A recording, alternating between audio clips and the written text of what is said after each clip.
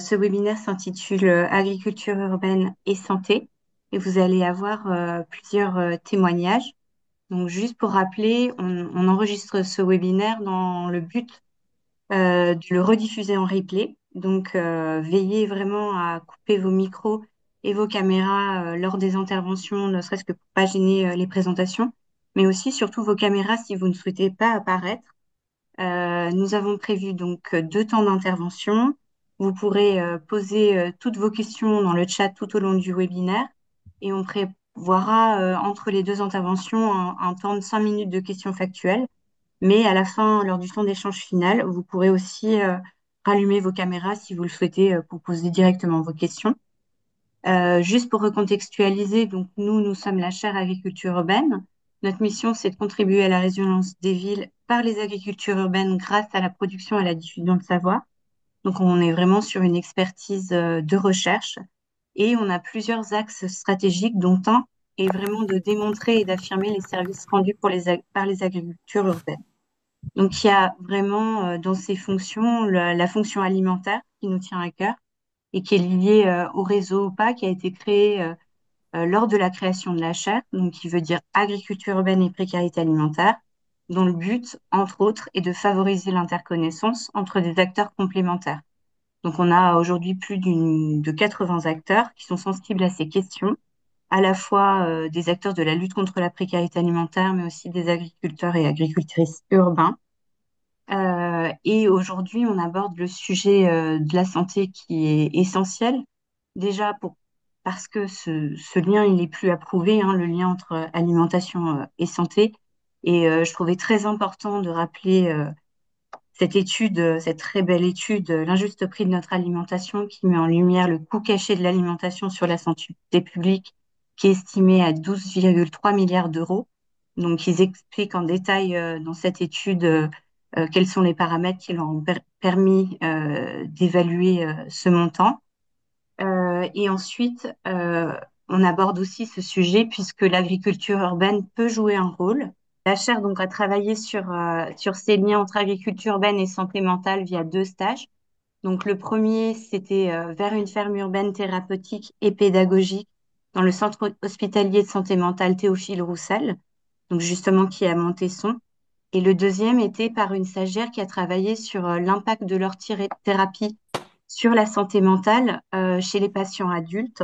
Et ces études sont actuellement en ligne. Cet aspect de la santé mentale, on ne va pas l'aborder aujourd'hui, mais en tout cas, elle fait partie intégrante des bénéfices que l'agriculture urbaine peut apporter, en tout cas que les jardins à visée thérapeutique peuvent apporter.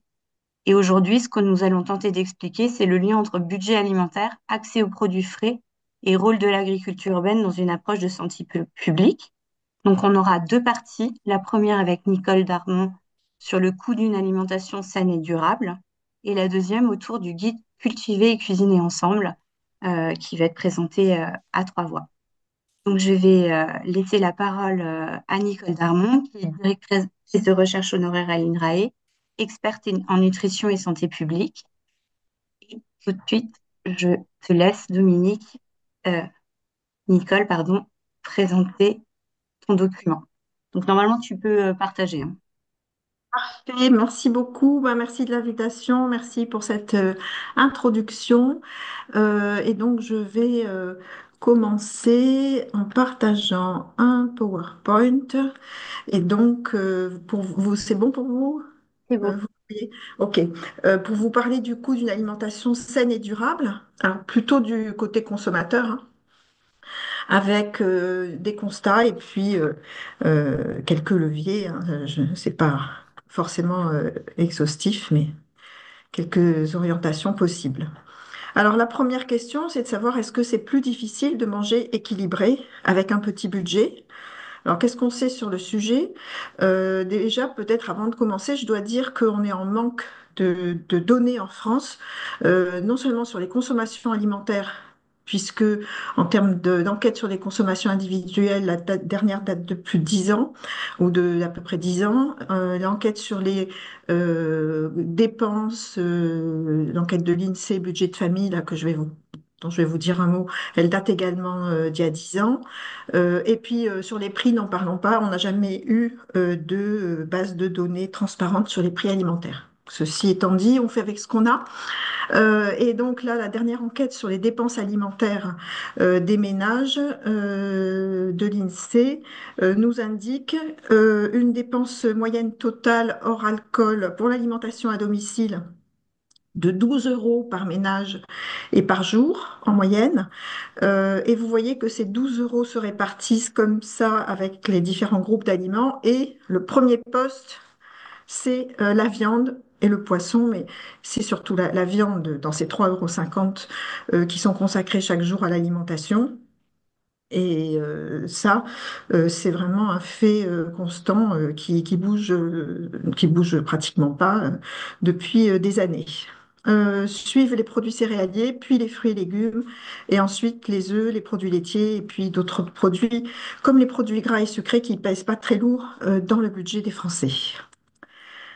Alors là, c'était une vision donc de la moyenne, des consommations moyennes du français, on va dire entre guillemets moyen, ou du foyer moyen. Qu'en est-il maintenant quand on regarde en fonction du revenu des ménages? Vous avez ici, donc on avait vu hein, que la moyenne, c'était autour de 12 euros par jour, on la retrouve ici, mais en fait, derrière ce 12 euros moyen se cache une grande variabilité, comme toujours derrière les moyennes, avec des dépenses qui vont jusqu'à 17 euros chez les 10% les plus aisés. Et n'oublions pas que c'est uniquement les dépenses pour l'alimentation à domicile et hors alcool, donc évidemment pour les plus aisés qui vont souvent manger à l'extérieur, etc., c'est beaucoup plus élevé, enfin un peu plus élevé. Et puis pour les plus pauvres, les 10% ici, les plus pauvres que j'ai fléchés avec cette petite flèche rouge, bah pour eux, pour s'alimenter, et on a quand même tous les besoins nutritionnels identiques, enfin, il y a pas, les plus pauvres n'ont pas des besoins nutritionnels plus faibles que les autres, eh bien, il va falloir qu'ils se débrouillent avec 7,5 € pour l'ensemble du foyer par jour. Donc ça, c'est la courbe rose. Et je vous ai noté aussi en parallèle la courbe du pourcentage que correspondent les dépenses alimentaires dans les dépenses totales. Et vous voyez qu'elle, au contraire, elle augmente quand le revenu diminue parce que l'alimentation pèse de plus en plus lourd dans le budget quand on est de plus en plus pauvre. Si bien que les personnes qui sont ici dans ce premier décile et puis aussi enfin, les plus pauvres, hein, décile 1, décile 2, ils sont soumis en fait à une double contrainte. D'une part, ils ont peu d'argent pour se nourrir chaque jour, mais en plus, ce peu d'argent pèse lourd dans leur budget total. Alors maintenant, n'ayez pas trop mal à la tête, c'est juste simplement le même graphique que celui-ci, mais répliqué pour chacun des déciles de revenus. Et vous voyez que finalement, les choses se répètent. La seule chose qui change, c'est la quantité d'euros dépensés par jour, mais ça, on l'avait déjà vu, hein, c'était la courbe rose ici. Donc, les dépenses augmentent quand le revenu augmente, mais par contre, la structure des dépenses Mhm. ne change pas. Et ça, c'est très, très frappant. C'est toujours la viande en premier, puis les produits céréaliers, puis les fruits et légumes. Il n'y a un seul décile où ça change, c'est que chez les 10% les plus riches, les fruits et légumes passent en deuxième. Donc déjà, on voit une petite particularité pour les fruits et légumes, mais sinon, c'est quand même très frappant de voir que finalement, des gens qui ont un très petit budget ben, vont garder une structure très similaire à celle du reste de la population.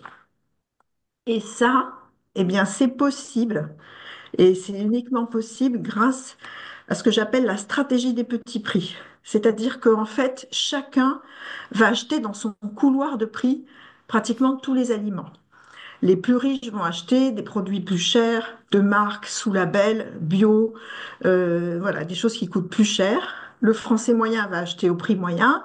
Et puis, les plus pauvres ben, vont s'orienter vers les marques discounters et les entrées de gamme pour chaque aliment. Et c'est ça, en fait, qui leur permet de garder une structure de dépenses qui n'est pas différente du reste de la population. Alors on pourrait se dire, bah, puisqu'ils se débrouillent bien comme ça en termes de structure de dépenses, peut-être que du coup, il n'y a pas d'inégalité alimentaire. Alors voyons ce qu'il en est dans les consommations individuelles en quantité par jour, puisque là on était en euros, hein. Maintenant passons aux quantités par jour, quantité individuelle. Eh bien si, il y a des différences, il y a des inégalités. Et vous voyez ici, alors c'est pas tout à fait pareil, c'est pas des déciles de revenus, mais c'est le fait d'être en insécurité alimentaire ici, soit sévère, soit modéré. Et pour ceux qui ne sont pas en insécurité alimentaire, un revenu plus ou moins fort. Donc ici, les 20% qui ont le plus faible revenu, puis les 20% suivants, et ici les 20% qui ont le plus fort revenu. Et quand vous voyez ces courbes, ça bouge un peu dans tous les sens, mais ce qui est évidemment très, très, très, très frappant, c'est les fruits et légumes. Puisque, en fait, pour les fruits et légumes, on a même une fracture en fait, hein, qui s'est petit à petit installée et qui existait donc déjà en 2015. J'ai oublié de dire que ce graphique-là à droite, il a été fait à partir des données d'INCA 3, donc la dernière enquête nationale sur les consommations alimentaires individuelles qui date de 2015. Et vous voyez que dès que le revenu diminue et que les personnes sont en situation d'insécurité alimentaire, c'est tout de suite les fruits et légumes frais, et les fruits et légumes tout confondus, pas seulement frais, qui descendent, mais en réalité, on sait que c'est surtout les frais qui trinquent. Et puis pour les autres groupes, il n'y a pas trop de différence. Il y a un peu une augmentation des féculents quand on va vers des statuts sociaux plus défavorisés. Et puis aussi, en situation d'insécurité alimentaire sévère, une augmentation des produits sucrés. Et en fait, ce sont les boissons sucrées. Donc on voit que je les mets vraiment en parallèle parce que ça, je pense que ça permet de comprendre en fait cette stratégie des petits prix dont on se dit bah, finalement c'est bien, ça va préserver les gens, en réalité elle a ses limites et elle a ses limites pour les approvisionnements en fruits et légumes frais. Et en fait, ça se comprend si vous allez dans un supermarché, vous allez au rayon des yaourts, je prends ça par exemple, mais ça peut être aussi le rayon des pâtes, vous allez trouver 10 sortes différentes d'un même produit, par exemple le yaourt nature, à un prix qui peut varier du simple au double, voire au triple. Si vous allez au rayon des légumes frais, vous voulez acheter un chou-fleur, ben, il n'y aura qu'un seul chou-fleur à un seul prix. Et s'il y en a deux, le deuxième sera bio, avec beaucoup de risques qu'il soit plus cher que le premier. Donc là, il n'y a pas de... Le premier prix, la notion de premier prix, elle n'existe pas vraiment. Bon, par-dessus tout ça, donc toutes ces données datent d'il y a 10 ans, mais depuis 10 ans, évidemment, on s'est pris plein de choses dans la figure et qui ont évidemment touché de façon incomparablement plus importante les personnes en situation de difficulté sociale et précarité. Et il y a cette inflation record sur les prix alimentaires qui a démarré en 2021 et n'est pas complètement terminée, d'après ce qu'on a entendu récemment avec plus 22,5% sur les prix alimentaires entre octobre 2021 et octobre 2023, alors que l'inflation sur les autres produits tournait autour de 5% dans cette période-là. Donc vraiment, les fruits enfin, l'alimentation a été particulièrement touchée. Et en face de ça, en fait, on peut voir que la réaction des foyers, ça a été de se restreindre sur les dépenses alimentaires. Et si vous avez un indicateur qui est suivi par le CREDOC depuis de janvier 1980, pour savoir le pourcentage de personnes qui déclarent se restreindre sur leurs dépenses d'alimentation. Et vous voyez que dans le moment où les prix ont flambé, eh bien, cet indicateur aussi a flambé, passant de 22% des personnes déclarant se restreindre sur leurs dépenses alimentaires à 41% en octobre 2022. Euh, Autre donnée un petit peu plus récente, par exemple de mars 2023, cette enquête de Harris Interactive, hein, menée par Harris Interactive, on a demandé aux gens au cours des 12 derniers mois, face à l'augmentation du prix d'un produit alimentaire que vous aviez l'habitude d'acheter, quelle a été votre réaction en général? Eh bien, la première réaction, ça a été de remplacer le produit par un équivalent de marque moins cher. Donc, on voit se généraliser. Donc, 51% des personnes interrogées ont répondu ça. Donc, on voit se généraliser, en fait, des pratiques alimentaires des personnes plus pauvres, en tout cas qui étaient adoptées plutôt avant, uniquement par des personnes plus pauvres. Alors, justement, ces personnes pauvres, qu'est-ce qu'elles disent quand on leur donne la parole sur l'alimentation? Ben, le leitmotiv, les deux leitmotivs, c'est les fruits et légumes frais, c'est trop cher. Les pâtes, c'est ce qu'on mange quand il n'y a plus rien.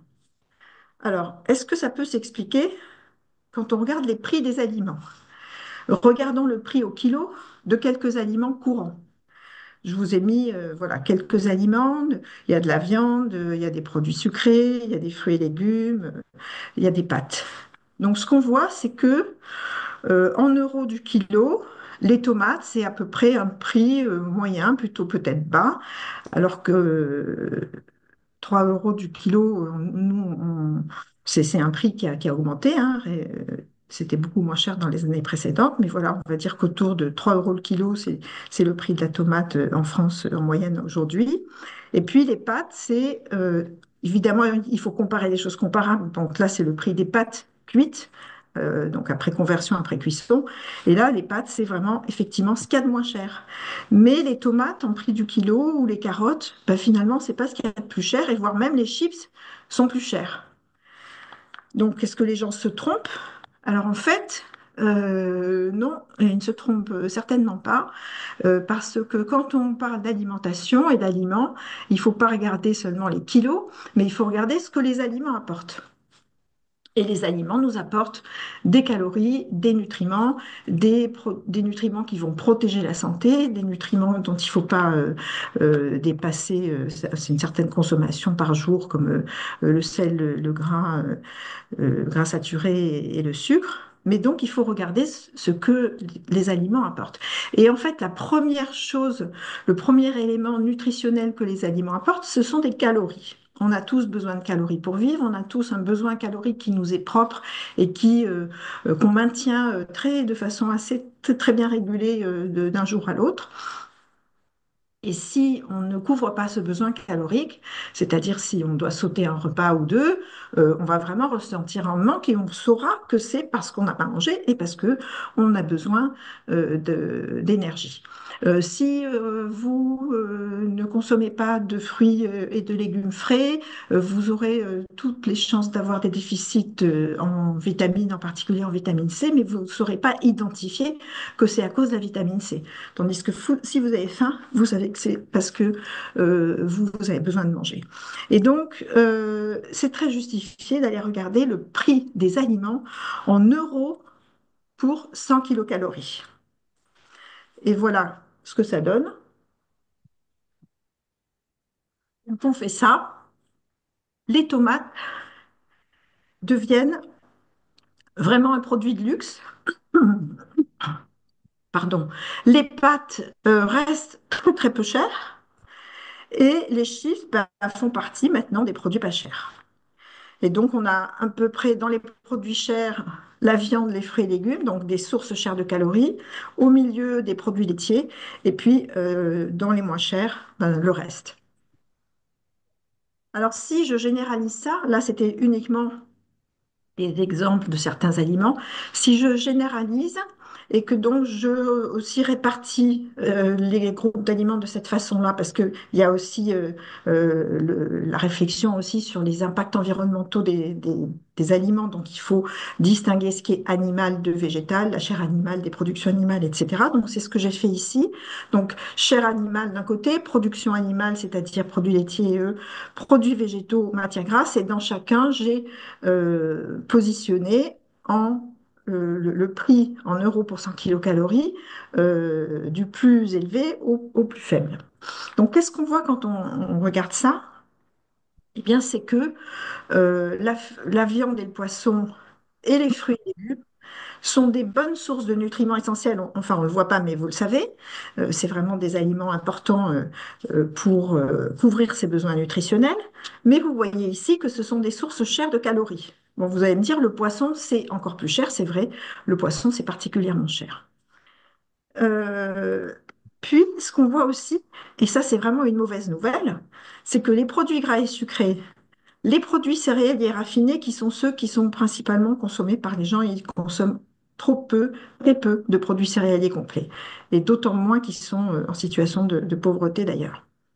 Les produits gras, c'est un problème parce que là, on voit que ce sont des calories bon marché, donc très accessibles quand on a un petit budget, mais la qualité nutritionnelle, évidemment, elle est médiocre, voire mauvaise. Donc on a ici un problème, puisque la dimension nutrition et la dimension économique de l'alimentation durable, ben, on voit que là, ça ne va pas être forcément compatible. Si je veux caricaturer et simplifier, je vais dire que manger des pâtes, des chips et des biscuits, c'est pas cher, mais ben, c'est mauvais pour la santé. En tout cas, c'est pas cher au sens que c'est des calories pas chères. Alors maintenant, revenons sur la question des fruits et légumes frais qui nous intéresse plus particulièrement dans cette réunion. On sait que c'est vraiment, non seulement c'est les fruits et légumes, mais c'est surtout les fruits et légumes frais qui sont sous-consommés par les catégories socio-économiquement défavorisées. Alors on invoque souvent des freins psychosociaux, cognitifs, sur lesquels je reviendrai pas d'une part parce que je ne suis pas spécialiste, surtout, mais il y a d'autres freins en fait, qui sont vraiment liés aux caractéristiques des fruits et légumes eux-mêmes. D'une part, ils sont périssables. Et donc, qui dit périssabilité dit risque de gaspillage. Et risque de gaspillage, évidemment, c'est pas du tout acceptable quand on est en situation de pauvreté monétaire. Euh, Ils sont aussi souvent de qualité inconstante. Donc, à nouveau, risque de gaspillage. Ils sont moins pratiques par rapport à des produits transformés. Et donc là, bah, c'est problématique quand on manque d'équipement, on est dans des conditions de vie difficiles. Il y a des problèmes d'accessibilité physique dans certains quartiers ou régions qui ont été documentés. Je pense qu'il y a aussi une peur des pesticides parce que les gens qui sont en situation de pauvreté ne sont pas en mesure de s'acheter du bio et donc ça veut dire qu'ils sont soumis à l'aléa d'être exposés à des pesticides dont on dit que les fruits et légumes conventionnels sont bourrés de pesticides, hein, voilà, donc ils ont ça dans la tête et ça leur fait peur et ça leur fait peur pour leurs enfants. Et puis, il y a aussi, peut-être avant tout, je ne sais pas quelle est la hiérarchie entre ces différentes raisons, mais il y a donc cette question du prix élevé, puisque ce sont des sources chères de calories, surtout les légumes. Et par-dessus ça, ben, la conjonction actuelle avec une explosion. Donc, je vous ai montré tout à l'heure la courbe de l'inflation sur l'alimentation en général, mais sur les fruits frais et les légumes frais, c'est carrément explosif. Et Famille Rurale a mis en parallèle cette augmentation avec l'augmentation du salaire moyen par tête. Et vous voyez que, ben, voilà, il y a de quoi s'arracher les cheveux. Alors, résumé de toute cette première partie, c'est que la structure des prix alimentaires n'est pas spontanément compatible avec l'équilibre alimentaire. Après, on va pas s'arrêter là et on peut se demander quand même de savoir est-ce que c'est quand même possible d'avoir une alimentation équilibrée avec un petit budget. Mais alors, c'est quoi un petit budget? Petit budget, c'est le budget des personnes qui sont en situation de pauvreté monétaire, qui vivent dans des conditions de vie difficiles. Alors, est-ce que c'est possible? On suppose que c'est possible, en tout cas que c'était possible jusqu'à l'inflation. Depuis l'inflation, on ne sait plus grand-chose, hein, malheureusement. Mais avant l'inflation, on avait montré dans les quartiers nord de Marseille, dans lesquels on avait un ensemble de foyers qui avaient relevé leurs achats alimentaires, avaient gardé leur ticket de caisse pendant un mois. Et nous, équipe de recherche en nutrition et santé publique, j'ai oublié de le dire, on avait fait une analyse des achats de ces foyers, une analyse économique, mais aussi nutritionnelle. Et on avait montré que parmi cette centaine de foyers pauvres, qui dépensaient pas plus de 4 euros par jour, hein, souvent moins par personne et par jour, eh bien, on avait quand même 20% de foyers qu'on appelait déviants positifs. Pourquoi déviants positifs? Parce qu'ils étaient différents des autres, mais positivement différents, parce que leurs achats étaient de meilleure qualité nutritionnelle, sans dépenser plus, Et ça, c'était possible parce qu'ils sélectionnaient des aliments et des groupes d'aliments de bonne qualité nutritionnelle et de bon prix. Et notamment, ils arrivaient à s'acheter plus de fruits et légumes et moins de produits sucrés, bien qu'ils dépensent pas plus que les autres. Donc, ça a démontré dans la vraie vie, avec des vrais gens, que équilibrer son alimentation avec un petit budget, bien que ce soit plus difficile compte tenu de tout ce qu'on a dit avant, c'est quand même possible, mais probablement à condition d'avoir un budget alimentaire minimum. Alors, c'est quoi le budget alimentaire minimum? Donc ça, c'est quelque chose sur lequel j'ai travaillé pas mal d'années. Et j'avais commencé en 2006 par calculer le coût du minimum strictement nécessaire pour respecter l'ensemble des recommandations d'apport en nutriments, donc non seulement les calories, mais toutes les vitamines, les minéraux, les fibres, les protéines, les acides gras essentiels, sans excès sur les nutriments à limiter au moyen d'une approche d'optimisation sous contrainte. En 2006, on avait trouvé 3,35 € par jour. En 2010, on avait trouvé 3,50 € par jour. En 2015, 3,85 € par jour. Donc, ça a augmenté tranquillement. Depuis 2015, on n'a plus de données. Et donc, on n'a pas eu de données qui nous permettent de mettre à jour cette méthodologie. Avec cette méthodologie, le coût de l'alimentation, on est en train de le faire avec des collègues, les collègues de Montpellier, mais on n'a pas pour l'instant fait le travail. Cependant, on peut, sans peut-être trop se tromper, appliquer la fameuse inflation de 22% au panier de 2017, et là, on arriverait à 4,70 € par jour. Alors, ça veut dire qu'en dessous de ce seuil critique, c'est vraiment, il va y avoir un problème, très probablement. Et donc, il va falloir fournir une aide alimentaire de qualité et ou apporter un soutien financier direct. Et là, j'en profite au passage pour parler de, enfin voilà, juste mentionner l'étude Passerelle Plus à Montreuil, réalisée par ACF et accompagnée sur le plan méthodologique par INRAE, qui justement regarde ce que ça donne d'apporter un soutien financier non conditionnel à des foyers en situation de précarité. Alors, Famille Rurale a travaillé aussi sur cette question du coût pour aliment. Alors, c'est pas le coût minimal, mais c'est le coût estimé pour respecter cette fois-ci non pas les recommandations d'apport en nutriments, mais les préconisations du Programme national nutrition santé en termes de consommation d'aliments, donc les 5 fruits et légumes par jour, 2 à 3 produits laitiers par jour, etc. Et ce qui est assez intéressant, c'est qu'ils ont fait ce travail depuis longtemps, donc ils ont vu les évolutions depuis plus d'une décennie, et peut-être même plus, j'ai plus en tête depuis quand date leur observatoire des prix. Donc les dernières estimations datent de février 2023. Ce qui est intéressant, c'est qu'ils ont fait plusieurs hypothèses pour calculer ce panier équilibré pour une famille de 4 personnes.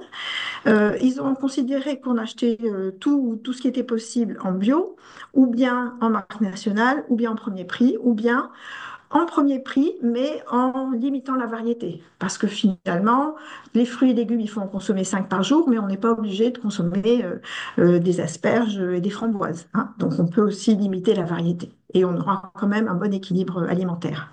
Et vous voyez ben, que là, ça varie beaucoup, hein, presque du simple au triple. Et il tombe ici dans l'option premier prix moins varié à 3,9 € par jour et par personne. Donc entre leurs 3,9 et nos 4,7 ici, bon voilà, on est autour on dépasse probablement 4 euros.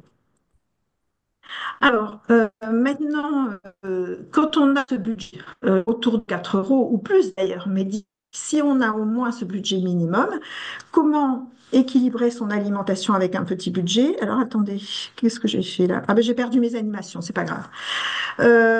Comment équilibrer son alimentation avec un petit budget? Si je reprends le graphique de tout à l'heure avec la hiérarchie du coût des calories, eh bien, on voit que les fruits et légumes et la viande, c'est cher. Mais la viande, on peut en consommer moins que ce qu'on consomme aujourd'hui. Et les fruits et légumes, eh bien, on en manque. Et en particulier, les populations pauvres devraient en consommer plus pour leur santé. Et donc, il faudrait réduire les dépenses pour la viande et les reporter sur les fruits et légumes. aussi, on voit qu'il y a un groupe vraiment intéressant, enfin les deux groupes là, produits laitiers et eux, qui sont ce que j'ai appelé ici production animale, qui sont quand même très intéressants sur le plan nutritionnel et avec un coût, voilà, pas plus élevé que la plupart des produits végétaux. Donc, aller vers des produits laitiers et des œufs et réduire les dépenses pour la viande. Réduire les dépenses pour les boissons sucrées, les produits gras et sucrés, bien sûr, augmenter les dépenses, donc la consommation de légumineuses et de fruits à coque, qui sont vraiment trop sous-consommés, et ceci par tout le monde, mais en particulier par les plus pauvres. Et puis, faire un shift entre produits céréaliers raffinés vers les produits céréaliers complets, qui ne sont pas beaucoup plus chers, mais qui sont beaucoup plus intéressants sur le plan nutritionnel. Et j'ai mis ici la couverture du rapport du réseau Action Climat et de la Société française de nutrition qui s'intitule Comment concilier nutrition et climat, qui montre que, bah, évidemment, en plus, si on fait tout ça, on aura un bénéfice sur le plan environnemental. Alors, j'en arrive aux solutions expérimentation pour avoir une alimentation équilibrée avec un petit budget. Je passerai très vite sur la sécurité sociale de l'alimentation, mais je ne peux pas ne pas en parler parce que c'est probablement euh, l'idée, le système le plus complet, le plus adapté pour répondre à la double urgence sociale et climatique et transformer en profondeur les systèmes alimentaires en allant du curatif, ce qu'on est enfin le mode dans lequel on est actuellement avec l'aide alimentaire vers le préventif. Et ça concerne l'ensemble de la population, donc c'est universel, c'est très important. Donc, je ne peux pas en parler trop longtemps. Je suis heureuse d'avoir aussi l'occasion de vous parler d'Opti Course, qui est un programme de prévention sur lequel bah, je travaille depuis longtemps, hein, dont je suis la co-conceptrice et actuellement, je suis la présidente d'une association qui s'appelle ACTAP, qui a été mentionnée par INRAE pour porter ce programme OptiCourse qui vise à armer les foyers en situation de précarité pour qu'ils aient des approvisionnements alimentaires plus sains et plus durables sans dépenser plus. Donc, c'est un programme probant qui est reconnu par Santé publique France comme une intervention probante. Il y a eu de la recherche autour de tout ça. Il consiste en des ateliers collectifs animés par des professionnels formés. On tient énormément à avoir une approche positive et bienveillante de l'alimentation qui part véritablement des pratiques des personnes et notamment leurs pratiques en termes d'approvisionnement alimentaire. On est sur les appros, on n'est pas sur les consommations individuels. Et ça, c'est bien parce que c'est moins stigmatisant, moins sensible en fait que l'alimentation individuelle. Et donc, ce qu'on veut, c'est valoriser ce que font les gens déjà. Et ça, c'est très, très important de commencer par ça. Bah, qu'est-ce qu'ils font? Ils gaspillent pas. Ils évitent les aliments chers dans leur catégorie. J'ai donné l'exemple des fraises et des asperges. Ben oui, ils ont raison de faire ça parce qu'il n'y a pas vraiment de moyen de faire autrement avec le budget qu'ils ont. Acheter à un faible prix un aliment donné, on sait aussi que ça pose la plupart du temps absolument aucun problème puisque les aliments premier prix sortent des mêmes usines et ils ont juste un emballage et un marketing qui est différent. Et puis surtout, ben, on va les accompagner vers d'autres changements. Donc, quels sont ces autres changements? C'est apprendre à encore mieux repérer les aliments de bonne qualité nutritionnelle et de bon prix, et puis végétaliser intelligemment, c'est ce que je disais tout à l'heure, parce qu'en fait, le graphique que je vous ai montré sur le coût pour 100 kilocalories, c'est presque le même si on fait un graphique de l'impact carbone des aliments en équivalent carbone pour 100 kilocalories, et c'est donc à peu près les mêmes, enfin, même pas à peu près, c'est exactement les mêmes changements qu'il faut opérer pour aller aussi vers un moindre impact carbone, sachant que l'impact carbone est quand même corrélé à beaucoup, beaucoup d'autres indicateurs environnementaux. Donc, ce qu'on cherche à travers ça, c'est renforcer l'estime de soi et renforcer les capacités d'agir des personnes. Alors, je prends mes dernières diapos pour vous parler de jardinage, hein, puisque dans ce réseau, c'est surtout ça qui vous motive et qui vous occupe. Et il se trouve que j'ai eu la chance aussi de travailler un petit peu sur ce sujet, notamment en encadrant la thèse de Marion Tarré.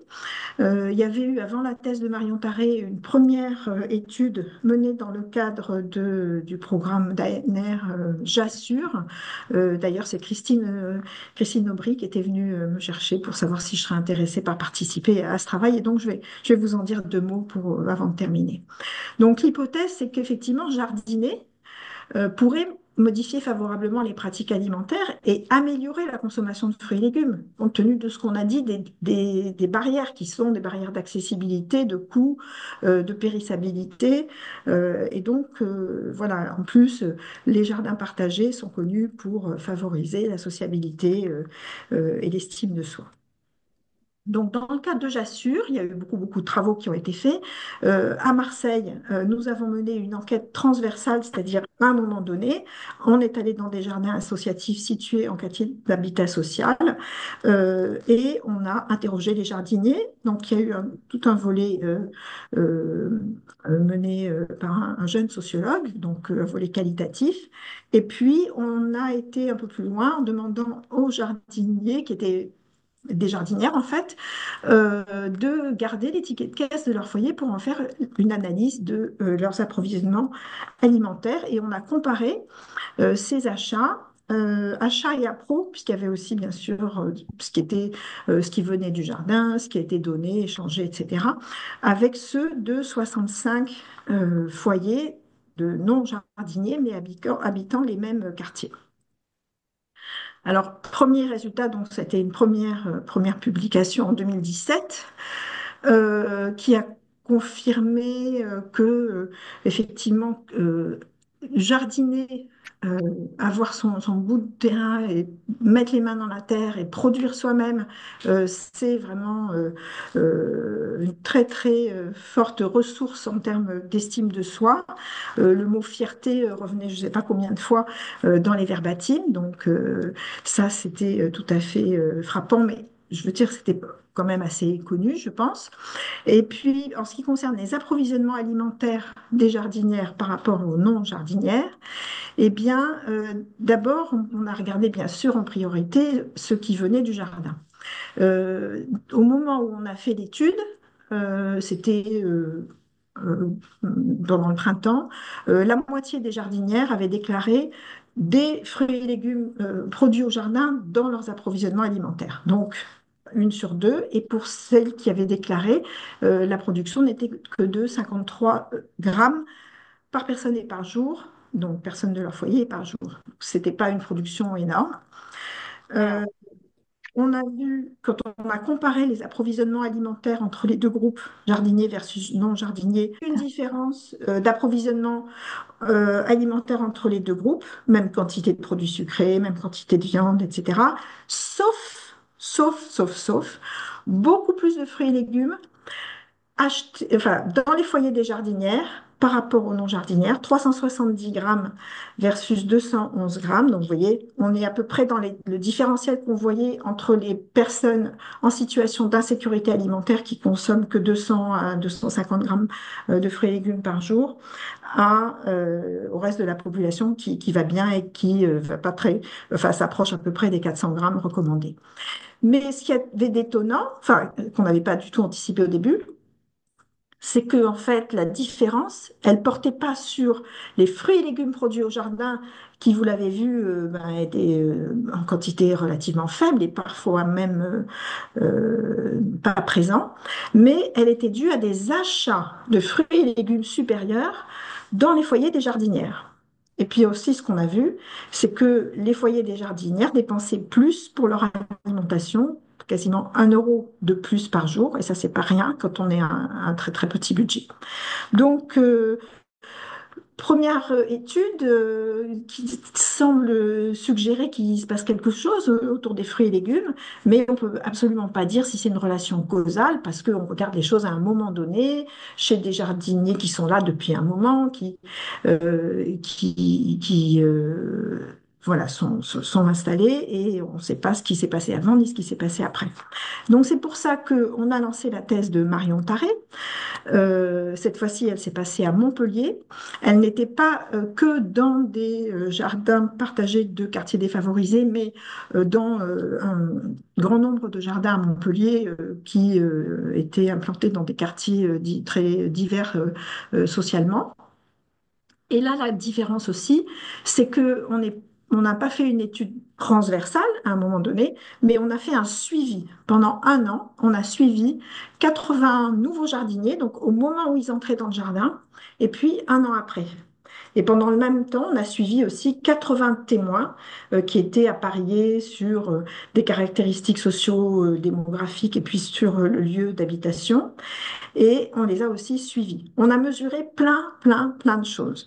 En premier lieu, la qualité nutritionnelle des approvisionnements alimentaires, le niveau d'activité physique avec un accéléromètre, donc on n'était pas que sur du déclaratif, là on mesurait vraiment les choses, hein. Pour les tickets de caisse aussi, on mesure vraiment les choses, et puis plein de questions sur le lien social, la perception du gaspillage, la connexion à la nature. Et malheureusement, grande déception, surtout pour Marion, vous imaginez, parce que c'était quand même 3 ans de thèse, eh bien au bout d'un an, aucun changement. Ni chez les jardiniers, ni chez les témoins d'ailleurs, sur aucun des paramètres. Vraiment une stabilité incroyable sur tous les paramètres. Et les résultats du volet qualitatif nous ont permis un peu de comprendre pourquoi rien n'avait changé, en particulier chez les jardiniers. D'abord, on a vu qu'avant d'entrer dans le jardin, certains jardiniers étaient déjà sensibilisés à l'importance de préserver leur santé et celle de l'environnement. Et finalement, être au jardin, ben, ça ne va pas changer grand-chose sur cette sensibilisation qu'ils avaient déjà. Et puis, on a vu aussi que bah, ils étaient assez nombreux à avoir rencontré des difficultés pour s'intégrer et s'investir dans le jardin. Alors, le truc classique, c'est le manque de temps et l'éloignement du jardin, manque de connaissances en jardinage et pas de présence d'organisation pour améliorer ça. La difficulté physique aussi que peut représenter l'activité de jardinage, ou même encore, et ça ils l'ont dit aussi, l'existence de conflits au sein du jardin, notamment bah, ceux qui sont là depuis longtemps et puis qui imposent un peu leur vue. Et donc finalement, au bout d'un an, ils étaient encore là, mais ils n'avaient pas vraiment été très actifs dans le jardin pour ces jardiniers-là. Donc, ces études-là, études Jassur à Marseille et Jardin à Montpellier, elles suggèrent que les jardins collectifs pourraient devenir un outil de promotion de la santé, mais à certaines conditions.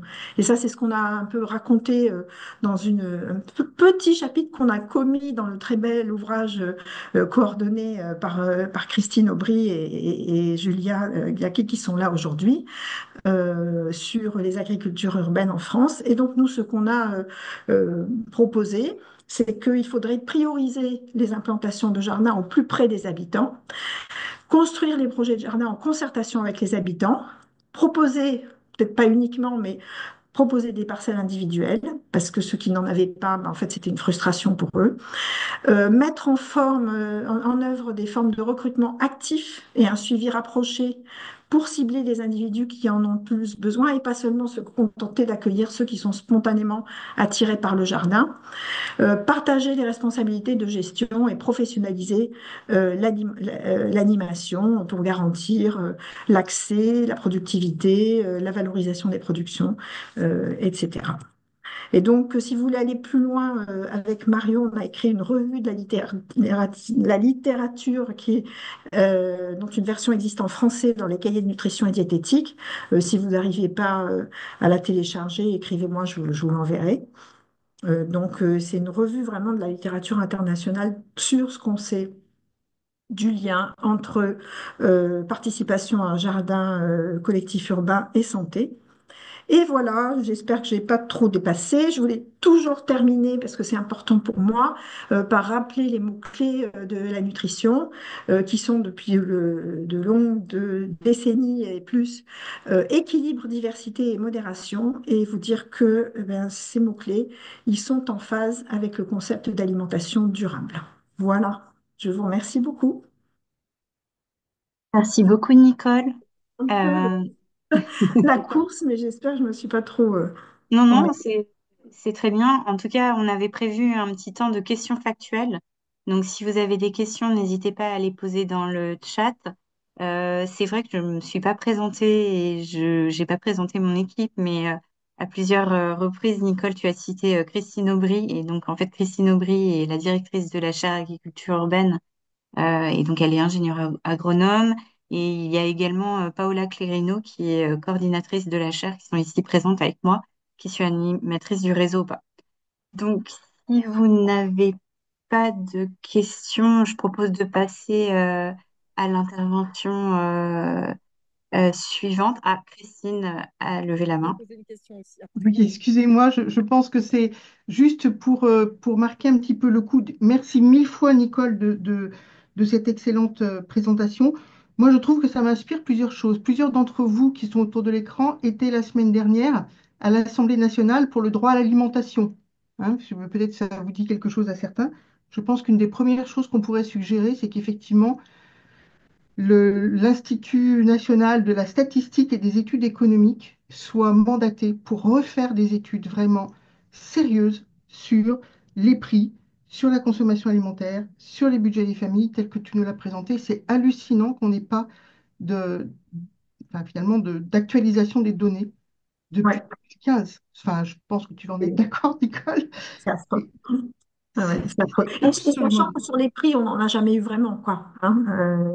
C'est nous, en tant que chercheurs, qui avions accès, parce qu'on a pu acheter les données Kantar et on savait les manipuler. On a pu, grâce à ça, tirer des prix et croiser avec autre chose. Mais en réalité, il n'y a pas de base de données de prix en France, alors qu'on a un détail quand même assez conséquent sur les compositions nutritionnelles des aliments, maintenant sur les impacts environnementaux des aliments, et voilà, sur les prix, c'est le flou, quoi. Voilà. Ça, c'est vraiment problématique. Bah, il faudrait en parler à Éric Pélisson, que tu dois probablement connaître.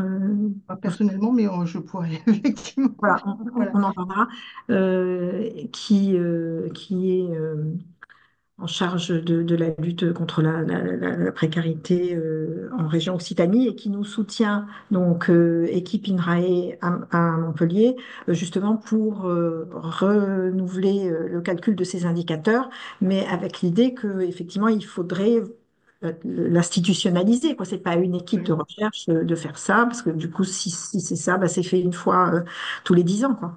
Mhm. La deuxième chose, mais après je me tais parce que sinon je m'éteins. Je trouve que tu montres très bien combien finalement l'agriculture urbaine peut créer une demande. Hein. Et ça, c'est, je pense, son rôle essentiel. Il ne faut pas se leurrer. C'est pas l'agriculture intra-urbaine qui va combler ces déficits hallucinants de consommation de fruits et légumes. Très, très loin de là. Encore faut-il qu'elle soit déjà conçue un peu pour ça, ce qui n'est pas le cas tout le temps. Et je me dis qu'aujourd'hui, ça serait quand même rudement important qu'on puisse refaire une thèse, Marion Nicole, sur post-inflation, sur le Ouais. rôle des jardins, parce qu'on sait qu'il y a eu une demande explosive depuis 2020, Mhm. des jardins et peut-être des jardins effectivement avec des parcelles individuelles qui permettent de produire un petit peu quand même, voire des parcelles de jardins familiaux, parce que je pense qu'on verrait des choses probablement assez différentes de ce que vous aviez vu, mais vous avez tellement enfin, mis en place une méthodologie intéressante que là, ça vaudrait le coup de recommencer. Et comme je sais qu'il y a des autorités de santé autour, n'est-ce pas, Laurence, autour de l'écran, je pense qu'il faudrait réfléchir très, très sérieusement à ça. Voilà, merci. Merci. Ah oui, pardon. Je signale juste que quelqu'un nous dit qu'il faudrait aussi des études en outre-mer, avec justement à l'île de la Réunion, le coût de l'alimentation est 37% plus cher, effectivement. Et je vais donner la parole à Laurence Baudelet. Tu as levé la main. Merci, Clotilde. Alors, je ne sais pas pourquoi, c'est Marine qui apparaît, c'est le nom de ma collègue, c'est les mystères de Gmail ou je ne sais trop quoi. Je voulais juste deux choses. J'avais une question pour Nicole qui est le paramètre temps. Parce que au tout début de ta présentation, parmi les contraintes, donc pour arriver à ces 100 kilocalories, tu parlais de la contrainte financière. Nous, ce qu'on a beaucoup entendu, c'est aussi la contrainte temps pour des ménages en grande difficulté. Je pense notamment aux ménages dont une femme est chef de famille, ces familles monoparentales qui sont aujourd'hui les plus pauvres en France. Et pour atteindre ces 100 kilocalories, bah, je pense qu'on retomberait en fait sur ce que tu as montré, c'est-à-dire les pâtes, c'est aussi ce qui cuit le plus vite. Tu vois? Et je pense que ce serait intéressant, juste, je ne sais pas si ça a été fait, j'imagine, mais voilà, je trouve que c'est un paramètre qui compte en fait pour la vie quotidienne de beaucoup de ces familles. Ouais. Euh, et juste une Ah, autre remarque. c'est vrai, c'est Ouais. intéressant. Oui, on pourrait calculer en euros par minute nécessaire pour arriver au produit fini. Et d'ailleurs, c'est intéressant parce que je pense que ça peut expliquer pourquoi. Parce qu'on voit que la viande Et les fruits et légumes, finalement, sont des catégories chères. Et c'est surtout les fruits et légumes qui sont diminués et la viande n'est diminuée que dans des situations d'extrême pauvreté. Et je pense que c'est parce que la viande, bon, en plus d'avoir sa valeur symbolique qui est difficile à entacher, c'est pratique. Effectivement, bah voilà, hop, hop, ça cuit hyper vite, quoi. Alors que les légumes, bah, il faut du temps. Il faut du temps, des savoir-faire, un peu de matériel, enfin, toutes ces contraintes. Et l'autre chose, c'est sur la difficulté comment dire, à toucher en fait les publics les plus précaires dans les jardins partagés. C'est un sujet que je connais très très bien par mon activité professionnelle et militante sur les jardins partagés depuis 25 ans. Et juste, ce que je veux dire, c'est que l'idée d'avoir un animateur ou une animatrice, c'est ce qui paraît le plus simple, mais en fait, en expérience, ça crée une dépendance financière. C'est-à-dire qu'en fait, il faut qu'il y ait de l'argent public qui soit dépensé tous les ans pour cet accompagnement. Or, ce qu'on a vu, parce que mes collègues l'ont mis en place dans un certain nombre de régions, c'est que si tu as un changement politique qui intervient au niveau de la communauté d'agglo ou au niveau de la ville, qui ne veut plus en fait financer cet accompagnement, mais en fait, ces groupes se retrouvent à devoir immédiatement créer une association pour pouvoir continuer à gérer quand ils n'étaient pas eux-mêmes autonomes juridiquement ou à trouver d'autres moyens d'animation. Et en fait, sur le long terme, ça fonctionne pas en fait. On n'a pas la garantie que pendant des années et des années, il y aura ce financement. Et juste pour faire part de notre expérience, nous, on a essayé beaucoup de travailler sur l'autonomisation de ces groupes, donc ça prend plus de temps en termes d'accompagnement initial. Mais aussi, ce qu'on a vu, c'est qu'en fait, ce qui marche le mieux, c'est la mise en place de partenariats locaux, c'est-à-dire avec le centre social d'animation, le centre social local, le CCAS, avec les bibliothèques sur les grénothèques, par exemple, avec d'autres intervenants. D'autres associations, acteurs du territoire déjà présents qui travaillent sur ces questions d'alimentation, par exemple, avec des publics précaires. Et c'est ça, en fait, qui finalement permet de toucher ces publics dans le long terme. C'est le fait d'avoir mobilisé ces partenaires qui, eux, sont déjà présents sur le territoire, en tout cas dans notre expérience, qui permet d'aller vers. Et aussi, ce qu'on a remarqué quand même, ce qu'il faut dire, c'est que beaucoup de ces publics en précarité ne viennent pas. Tu évoquais tout à l'heure la question de la confiance en soi et des difficultés psychosociales et comment dire, ne s'identifient pas comme des personnes qui sont les bienvenues d'une certaine manière dans ce type de projet pour plein de raisons, hein, parce que ces projets, ces types de fonctionnement, ils ne les connaissent pas. Voilà, moi je travaille beaucoup avec des publics issus de l'immigration. La loi 1901, c'est pas un truc universel. Il y a beaucoup de cultures où elle n'existe pas. Cette capacité citoyenne, elle n'existe pas. Et donc, tu vois, il y a tout ce travail-là, aussi bien sûr l'accès à la langue française, etc., en amont, en fait, à faire. Et ça, c'est plutôt du ressort des collectivités locales, même si, effectivement, on essaie de le faire dans le travail d'accompagnement. Mais nous, on travaille un an et demi, c'est souvent insuffisant. Donc, voilà, si je voulais juste partager cette Oui. expérience. Merci, oui, c'est très riche. Et Merci. plus informé que ce que je connais moi-même des jardins, voilà, une petite expérience le temps d'une thèse, quoi. Enfin, un peu plus, le temps d'une thèse et un peu plus. Merci beaucoup, Laurence. J'ai une personne qui propose de présenter une fiche. Je vous propose de le faire à la fin, lors du temps d'échange final, puisqu'en fait, on a quand même un temps plutôt serré. Et je voulais profiter du fait que donc Marine Laurence Baudelet a pris la parole pour la présenter, puisqu'en fait, elle fait partie du deuxième temps d'intervention. Donc, on en arrive à la présentation du guide Cuisiner et cultiver ensemble et qui va être faite à trois voix. Alors, je sais que dans un premier temps, Laurence Perrin va prendre la parole. Laurence Perrin est responsable de projet nutrition précarité alimentaire à l'ARS Île-de-France. Et Laurence, donc, tu parlais de ton action militante, en tout cas de ton engagement. Tu es consultante et directrice de projet à Graines de Jardin et tu seras accompagnée par Julia Jacquet, donc, qui est chargée de recherche en insertion territoriale des agricultures urbaines à l'INRAE et qui est chercheuse associée à la chaire. Donc, je vais vous laisser la parole tout de suite. Bonjour à tous. Laurence Perrin, je suis référente nutrition à l'ARS Île-de-France. Et rapidement, je voulais juste vous dire pourquoi est-ce qu'on est intéressé par des projets autour du jardin. mais pas que. On sait que les différents ateliers, jardins, cuisine, sous certaines conditions évidemment d'animation, de compétences, mobilisent les compétences des personnes, qui plus est en situation de vulnérabilité socio-économique, mais aussi renforcent leur confiance en soi. Enfin, Nicole l'a bien rappelé, les bénéfices de ce type de, moi je dis atelier.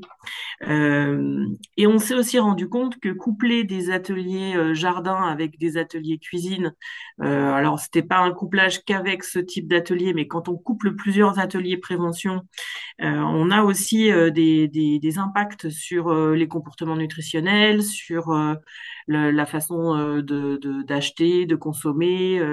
On avait fait une recherche qui s'appelait Action de consommation durable et citoyenne, facile à se rappeler avec l'acronyme ACDC.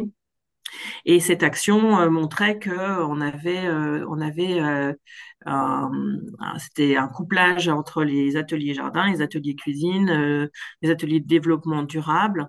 Et ça montrait que, et d'activité physique, pardon, et ça montrait que les personnes mobilisaient donc leurs compétences, évidemment, mais en développaient d'autres, notamment autour de la consommation de produits, plus de fruits, plus de légumes, moins de produits sucrés, mais aussi plus de pratiques d'activité physique et aussi une lutte contre le gaspillage. Enfin, enfin, potentialisé, je peux pas le dire parce qu'on n'est pas allé aussi loin, mais ça a amélioré les comportements. Et on a un autre constat. On sait que les actions autour du jardin, du maraîchage, sont reconnues comme leviers dans la mise en place de projets transversaux. Moi, je dis systémiques, mais le fait de mobiliser différents acteurs autour de ces ateliers.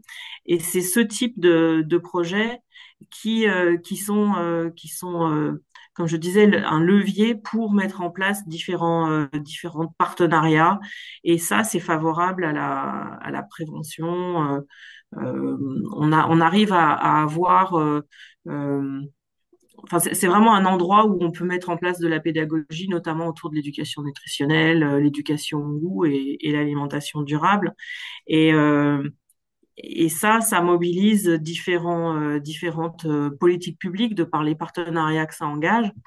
Et, euh, je pense que le guide là que m'ont présenté Julia et Laurence, c'est vraiment l'intérêt du croisement de différentes politiques publiques.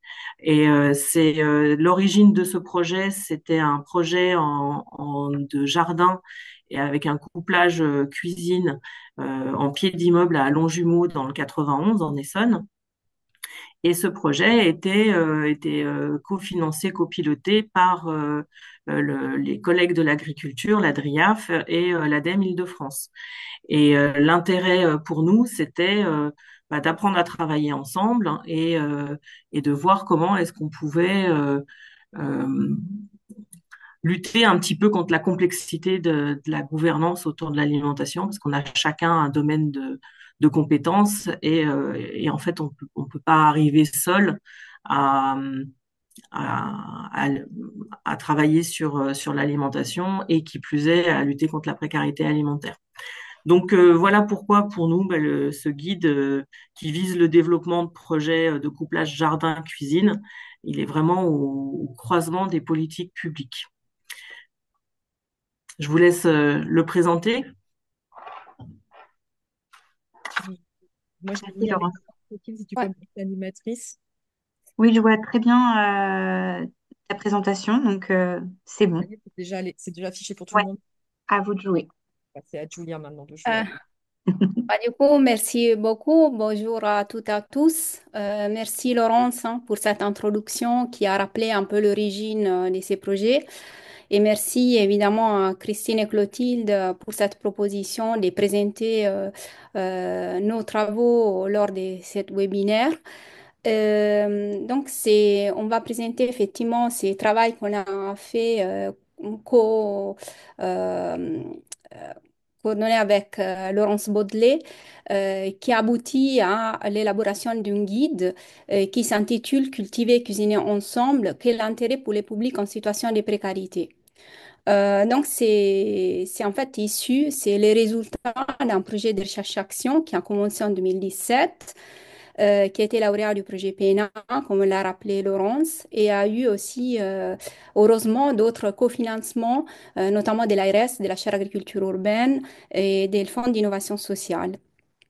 Ces projets s'inscrivent dans la lignée des travaux qui ont été rappelés en partie par Nicole Darmon tout à l'heure, notamment les programmes JASSURE, mais aussi un autre programme de recherche qui a été mené notamment par Jean Pourias, qui était à l'origine aussi de ces projets de recherche-action. Après, moi, j'ai pris les relais et qui visait à faire une étude comparative entre des jardins associatifs en Espagne post-crise économique et en région parisienne, montrant qu'effectivement les personnes qui étaient impliquées dans ces jardins associatifs étaient déjà un public qui était sensible et qui était en quête en fait d'un espace pour produire des légumes de meilleure qualité auxquels n'avaient pas forcément accès sur les marchés.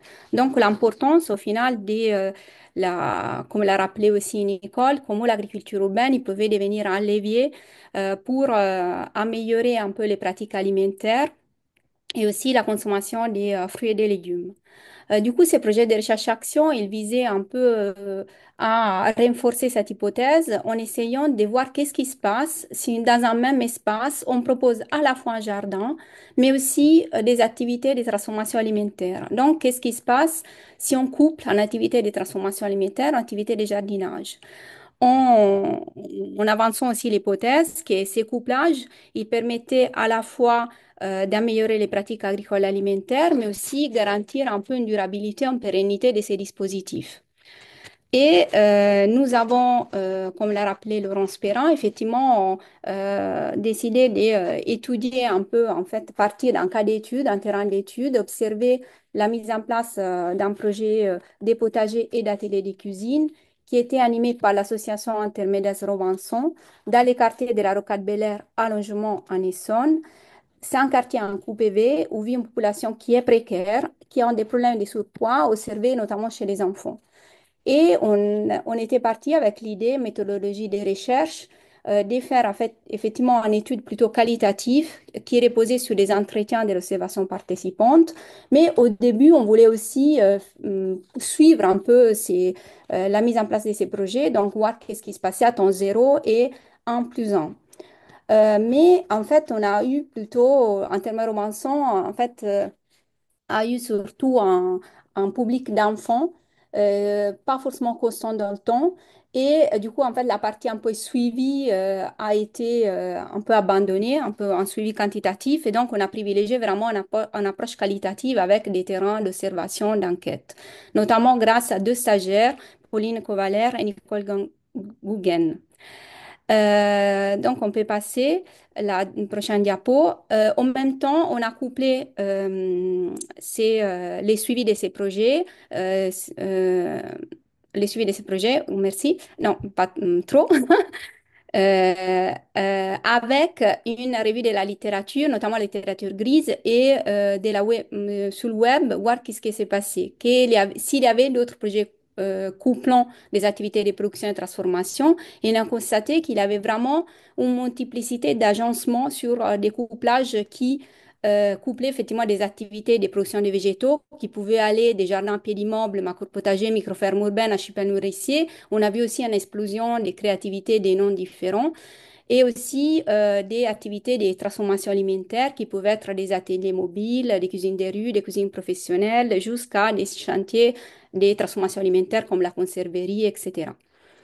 Donc, avec les comités de pilotage, on s'est posé, voilà, on s'est interrogé et on a convenu qu'il était intéressant, en fait, vraiment cibler notre guide méthodologique, faire un guide méthodologique à destination des acteurs publics, mais aussi des porteurs de projets, et qui essayait de montrer la diversité des formes de couplage possibles pour aider, en fait, à la mise en place, à l'implémentation de ces projets.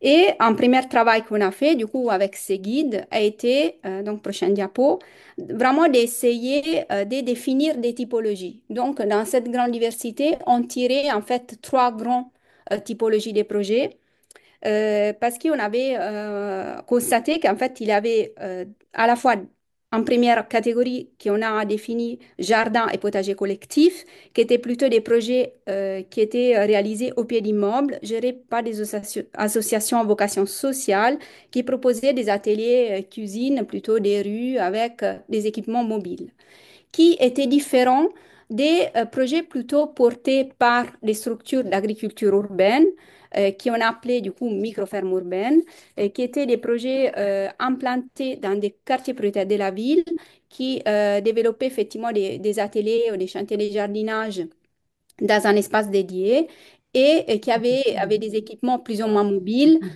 pour faire des interventions de transformation alimentaire. Et en fait, il avait un comme public cible à la fois des personnes en situation de précarité, mais il avait aussi un objectif de mixité sociale.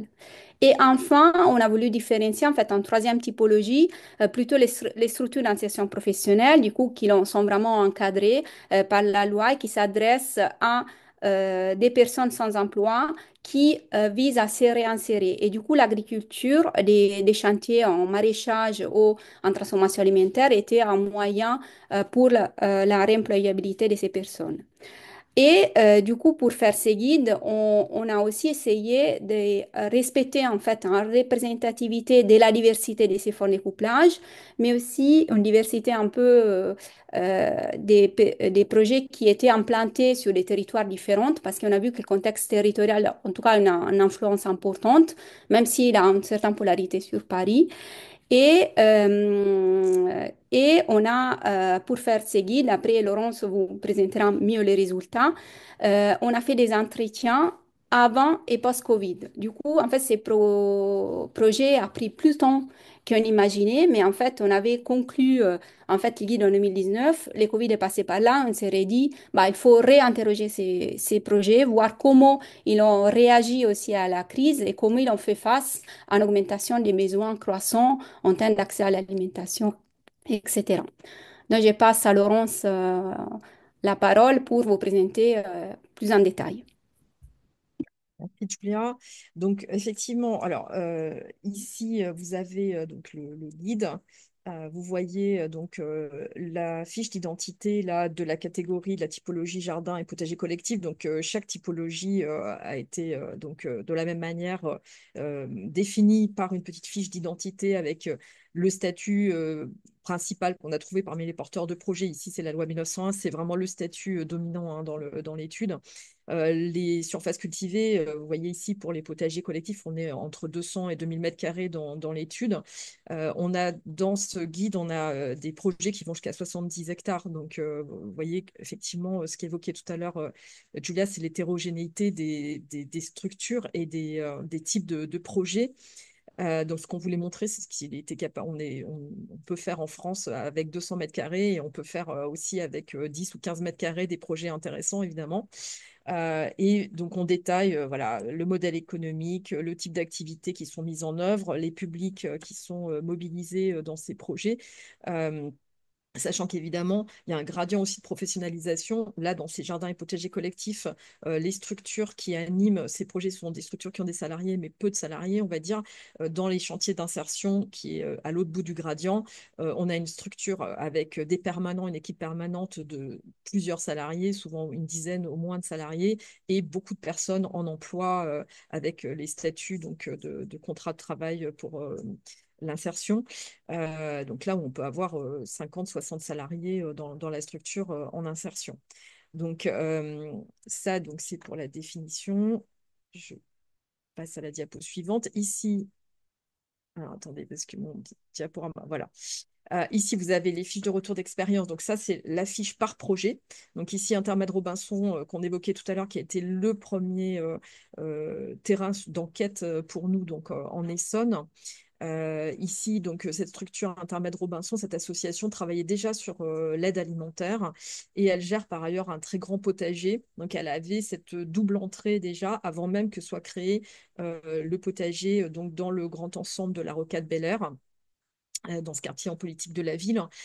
Et c'est pour ça que nous, on les avait sollicités pour animer ce potager et les ateliers de cuisine, parce que je savais qu'ils avaient déjà cette double expérience. Donc voilà comment sont faites les fiches. Vous avez donc pour chaque fiche la structure porteuse, les activités, les principaux projets menés, donc qui nous intéressent évidemment pour le guide. Donc en l'occurrence là, la collecte distribution et la collecte et distribution alimentaire, les ateliers de cuisine dans les locaux d'Intermède Robinson à Chilly-Mazarin et la cuisine de rue, les ateliers de cuisine de rue dans le quartier de la Rocade Bel Air. Vous avez à chaque fois donc les publics mobilisés, le territoire d'action. Donc, comme je disais là à l'instant, c'est le nord de l'Essonne avec 3 villes principalement. Le nombre de salariés. Donc, vous voyez ici, on a un directeur, un pédagogue social chargé de la mise en œuvre des interventions et des pédagogues stagiaires. Donc, on a une équipe salariée assez réduite. Les partenariats, alors là, ils sont déjà assez développés, mais plus le projet a d'ampleur, plus il est ambitieux aussi sur le plan économique, plus le nombre de partenaires augmente. Donc la liste, elle peut être double, voire triple dans d'autres fiches. Les politiques territoriales qui sont mobilisées, donc tout ce qui est souligné est cliquable, donc ça vous permet d'accéder directement à ces politiques publiques. Le budget annuel, ici, on est sur 150 000 euros, donc c'est relativement modeste. On a des projets référencés qui sont avec des budgets de plusieurs millions d'euros. Mais malgré tout, il faut trouver 150 000 euros, d'où la nécessité d'avoir un certain nombre de partenaires. Puis derrière, l'analyse de la production maraîchère et de la transformation alimentaire, donc c'est-à-dire le lieu de production, qui cultive concrètement, les surfaces cultivées quand on les connaît, les quantités produites quand on les connaît. Là, c'est pareil, ça n'a pas toujours été référencé. Le budget, quand on l'a dans le détail pour la production et la transformation, sachant que certaines associations n'ont pas voulu transmettre de budget, elles préféraient ne pas nous donner précisément ces budgets-là. Donc voilà, on les a mis quand on les avait. Et les recettes quand il y en a, parce qu'il y a de la vente dans un certain nombre de projets. Voilà, donc ça c'est pour la partie fiche. Puis ensuite, donc vous avez l'analyse transversale. Donc pour chaque catégorie, on a plusieurs pages d'analyse. Donc avec les politiques territoriales, on revient dans le détail donc de l'analyse des politiques qui sont mobilisées. Les secteurs, notamment de ces politiques qui ont été sollicités. Donc ici, par exemple, c'est l'agriculture urbaine, le jardinage, la politique de la ville, les solidarités, la santé, l'emploi, l'insertion. Vous voyez que c'est assez varié. Comme je disais tout à l'heure, il y a tout un volet ingénierie de projet qui est très important dans ces 9 projets pour pouvoir à la fois travailler sur la partie emploi, la partie santé, la partie sociale, l'accompagnement social. On a mis dans le détail justement les politiques territoriales qui étaient mobilisées.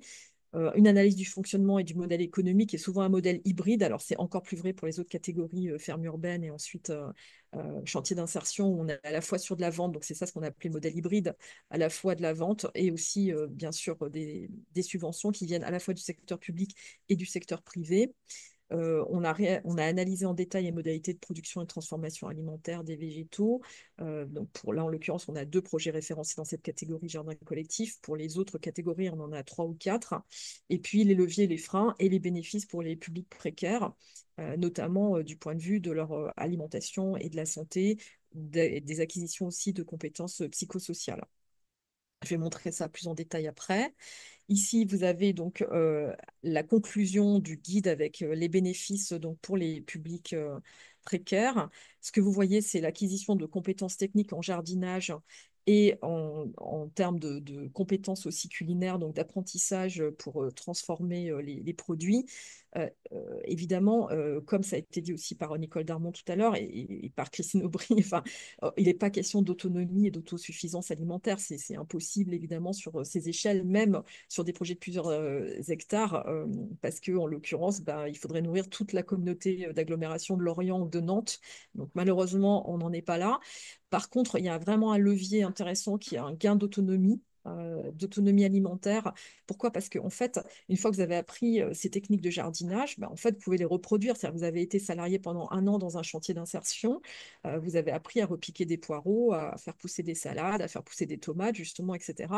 Et donc, en fait, ben, vous pouvez ensuite mettre à profit ces compétences acquises. La seule chose, c'est qu'il faut trouver justement un jardin une fois que vous n'êtes plus salarié de la structure, parce que ces contrats d'insertion ont une certaine durée aussi, ont une durée limitée, et qu'un certain nombre, on sait que beaucoup de ces personnes qui passent par ces contrats d'insertion, notamment dans le maraîchage, ne vont pas choisir de rentrer sur le marché du travail dans le secteur du maraîchage ou de l'agriculture. C'est juste un sas en fait de remobilisation vers l'emploi, mais par contre, ils ont bien acquis des compétences.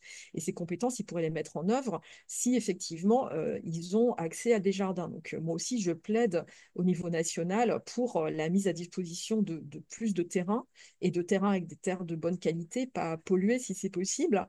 C'est aussi un sujet peut-être qu'on abordera. Voilà, donc ça, c'est un des effets leviers, c'est ce gain en termes d'autonomie alimentaire. Et pour ceux qui sont passés dans ces projets-là, ils sont passés aussi par des ateliers de cuisine. Donc, du coup, ils ont appris en gros à produire des végétaux et ils ont appris à les transformer. Donc, voilà, donc ça, ce que montrait très bien Nicole Darmon précédemment, bah, pour des ménages avec des revenus limités, ça leur permet de pouvoir diversifier leur alimentation et avoir accès à des produits frais qui sont chers aujourd'hui sur le marché. Donc, voilà, donc je viens de le dire. Acquisition de compétences psychosociales, je vais le détailler plus ensuite. Et tous ces projets ont contribué énormément, ça nous a été dit en détail dans les entretiens, donc pendant la période Covid. Ils ont tous fait de l'aide alimentaire et ces équipes se sont mobilisées très fortement. Alors, sur les compétences psychosociales, donc là, on est sur du qualitatif. Ce que je vais vous restituer rapidement, c'est le verbatim en fait de nos entretiens avec donc, les directeurs, directrices de structure, parfois animateurs ou animatrices. Ça dépendait un peu des associations. On n'a pas toujours eu même le même type d'interlocuteur. Donc, voilà ce sur quoi on les a interrogés sur les compétences sociales, donc coopération, collaboration en groupe, capacité d'affirmation, les compétences cognitives, compétences de prise de décision et de résolution de problèmes, compétences émotionnelles, compétences de gestion du stress, la gestion du temps, compétences favorisant la confiance et l'estime de soi. Donc, on leur a demandé s'ils avaient observé une augmentation de ces compétences parmi les publics précaires qui participent et sont directement salariés ou impliqués dans ces projets qui sont référencés. Donc, sur les compétences sociales, j'ai pris ce qui paraissait le plus intéressant, c'est que ce sont quelques extraits. Donc, pour les anges gardiens, ils nous disaient que le fait d'être en groupe s'ajoute très favorablement. Et autre chose intéressante, c'est qu'ils se basent sur la charte d'Ottawa pour la mise en œuvre de leurs actions, de leurs activités. Donc, cette charte de 1986 autour des politiques publiques et comment faire en sorte justement de toucher les personnes qui sont les plus éloignées en termes de santé publique des actions.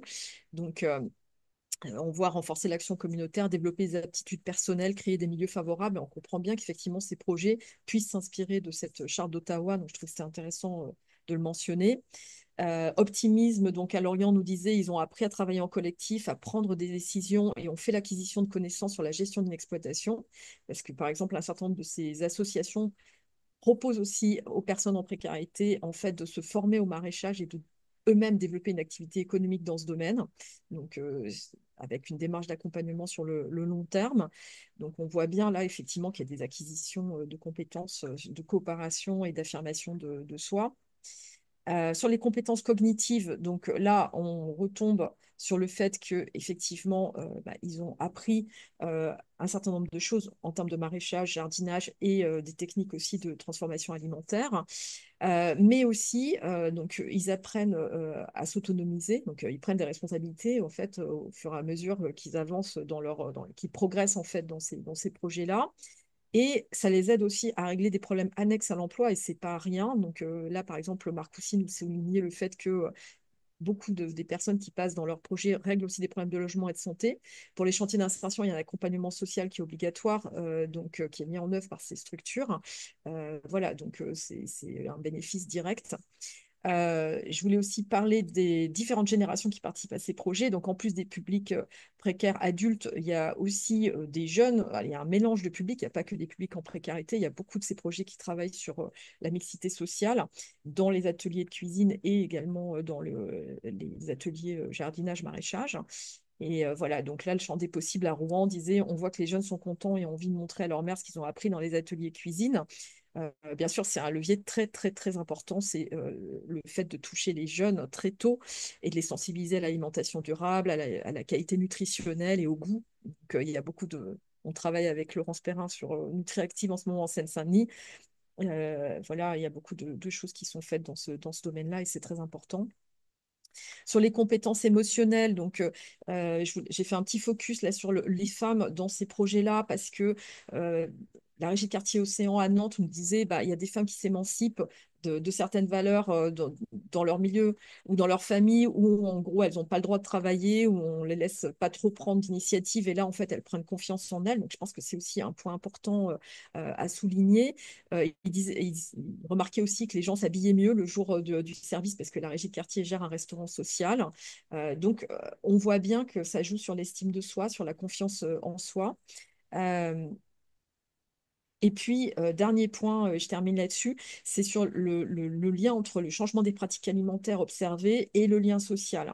Donc, c'est notamment la légumerie à Lyon qui développe beaucoup cet axe autour du lien social et de la sociabilité quand on mange ensemble. Alors, ils ont noté donc, dans les changements de pratiques alimentaires la baisse de consommation de viande pour une des participantes. Par exemple, ça a été souligné aussi tout à l'heure, l'importance de pouvoir peut-être rééquilibrer avec d'autres aliments. La découverte donc, de nouvelles préparations. Donc vraiment, là aussi, le fait d'avoir, par l'expérience, appris et découvert de nouveaux produits et appris à les transformer et du coup avoir pris goût à ça. Donc, on refait les recettes à la maison, ce qu'on a appris, et puis on le fait avec plaisir, on mange avec plaisir ces nouveaux produits qu'on découvre parce qu'on le fait dans un cadre où effectivement on est en lien avec d'autres. Et donc là, par exemple, pour la légumerie, il disait les groupes ont un sentiment d'avoir créé des liens familiaux, ils sont contents de partager ce moment convivial.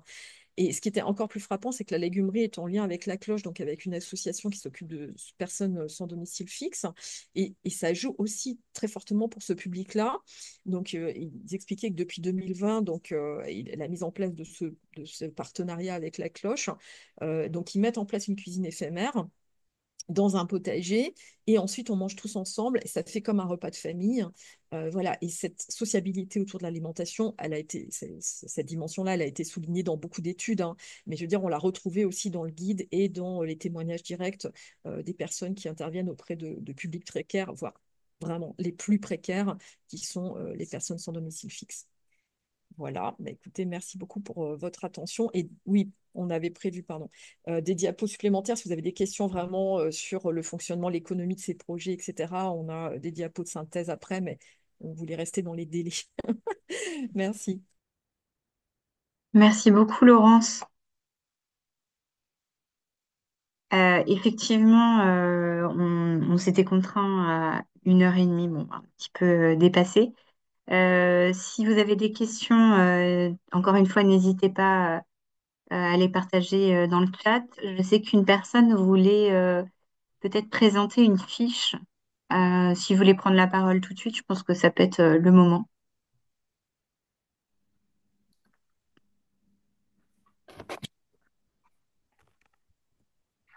Bonjour. Bonjour. Je tenais à vous remercier déjà pour l'opportunité que vous nous offrez d'assister à ce panel qui est très intéressant. On retrouve beaucoup d'experts dans le domaine et à vous remercier aussi pour l'excellente présentation qu'on vient de voir. Et je me nomme Soare Bassaro, je suis apprenti à l'ARS, à la cellule santé environnement, cellule environnement extérieur de la DD 93, sous la responsabilité de Madame Flotorine, qui m'a proposé d'ailleurs d'assister à la rencontre.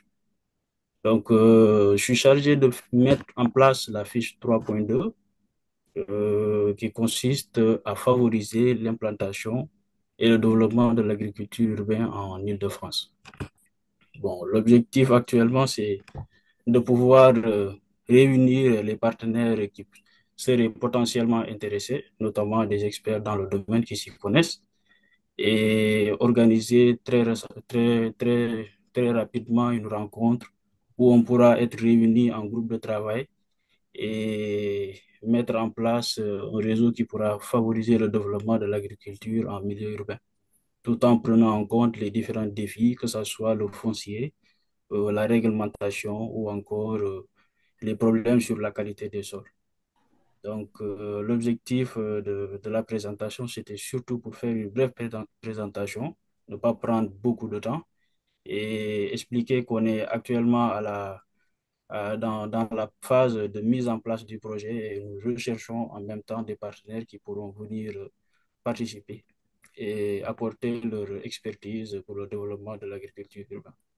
Bon, merci, c'était ça Bah, le- je vous remercie, oui. Bah, effectivement, je pense qu'il pourrait y avoir des échanges entre les différentes personnes. Vous avez cité l'ARS, mais en tout cas, je pense qu'il peut y avoir des collaborations après ce webinaire et c'était important que vous en parliez. Vous avez cité le foncier, justement. Tu as fait la transition vers une question de Florian dans le chat que je vais poser donc, pour lui. Enfin, je l'analyse comme ça. En tout cas, il a une question par rapport à l'accès aux terres.